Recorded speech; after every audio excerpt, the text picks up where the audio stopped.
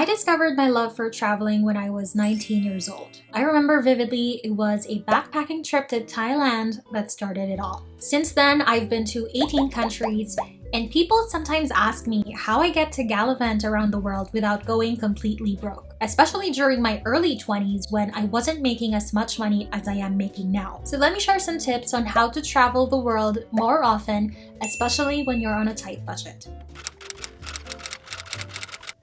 If you spend money on one thing, you lose the chance to spend that on another. That means that if you choose to spend your money on traveling, know that you will be missing out on some things that you could be spending that money on, whether that's a new gadget, maybe a new car, or even more savings in your bank account. If you want to travel a lot, then you have to make a conscious effort to prioritize that over other things. You have to compromise because that's just how things work.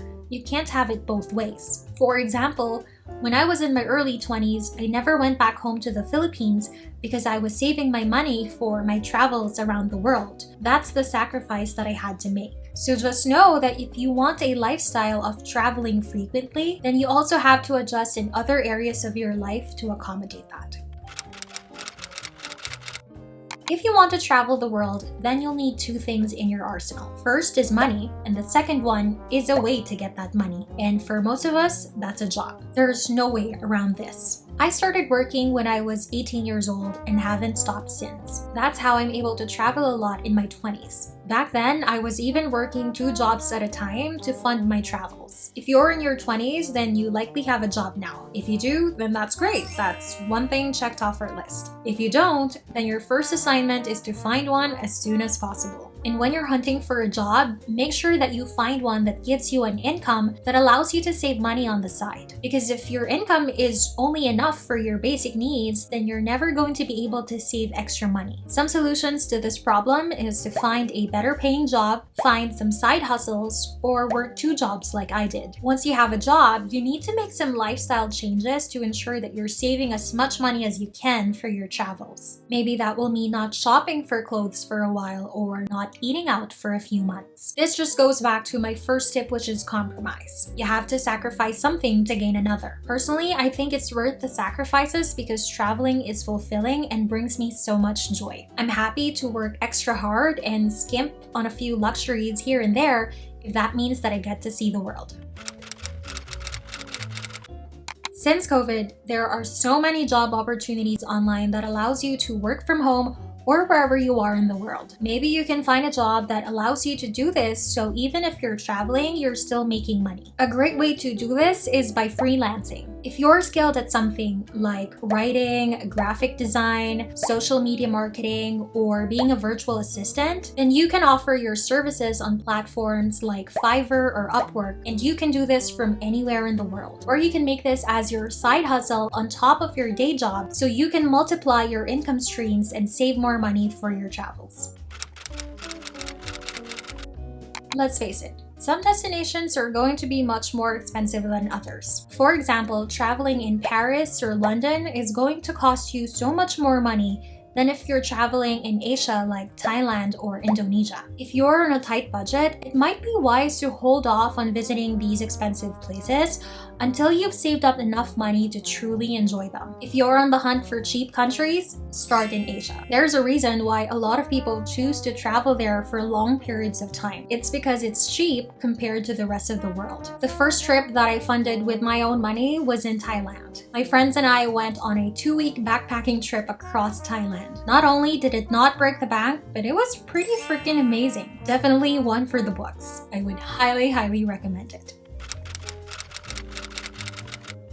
Aside from choosing a cheap destination, it's also helpful if you choose to go there during the off-season. Flights are going to be much cheaper when you do so. Another bonus is that you'll get to enjoy the touristy places with fewer crowds. I personally use Skyscanner for choosing my flights. I find that I get to score the cheapest fares when I book through them. And no, this isn't sponsored, but I swear by Skyscanner.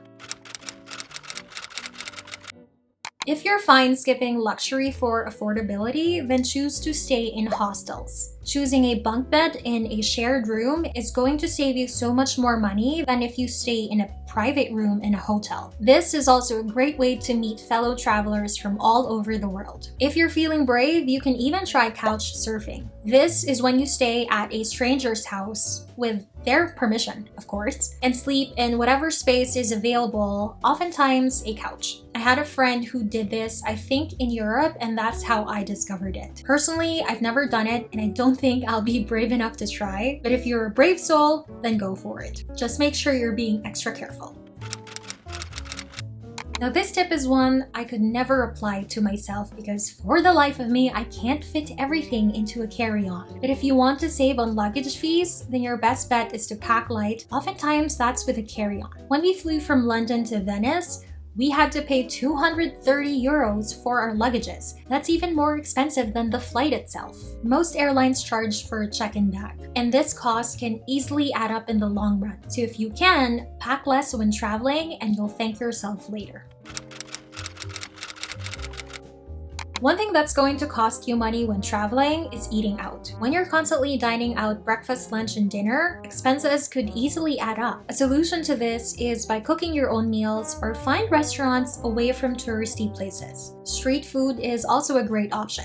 When we were in Venice, we had a kitchen in the apartment that we were staying at. So we bought food from the grocery and cooked at the apartment. To give you a comparison, we tried eating breakfast at a cafe, and that's 2 pastries and 1 coffee that cost us 18 euros. We bought frozen pasta, paella, and bread at the grocery, and that cost us only 10 euros. So the price difference for what you're getting is quite a lot. So if you can, find an accommodation that has a kitchen. It will save you lots of money. Another thing that's going to cost you money is drinking. If you can, I would suggest just skipping this altogether as it's going to save you loads of money. But if you really must drink, I would suggest buying liquor at a liquor store or grocery store because it's going to be much cheaper than if you buy it at a bar or a restaurant.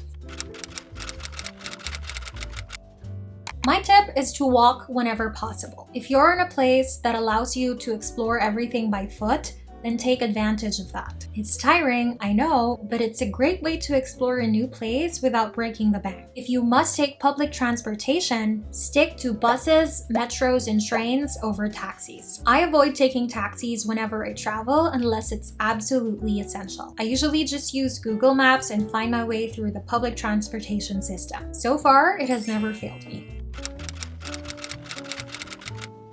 I love tours. It's just so convenient when you're exploring a new place. Having a tour guide along with a fixed transportation back and forth to your hotel is amazing. However, it's costly. So if you're on a tight budget, I would suggest staying away from them. You can always DIY, people do it all the time. Just set some time to do your research in advance. When we did our first cruise, we booked a tour at every stop that we had. On our second cruise, we did everything ourselves, and let me tell you, the money that we saved is substantial. Another thing to note is to choose the attractions that you visit wisely. Most tourist attractions have entrance fees, and that can easily add up. My suggestion is to avoid paying for expensive tourist attractions unless they're absolutely worth it. For example, paying 100 euros for a gondola ride in Venice was worth it. Paying $100 to go to an amusement park in South Korea, I think I could have better spent that money somewhere else.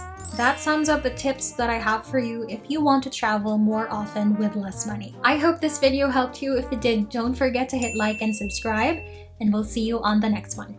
Bye!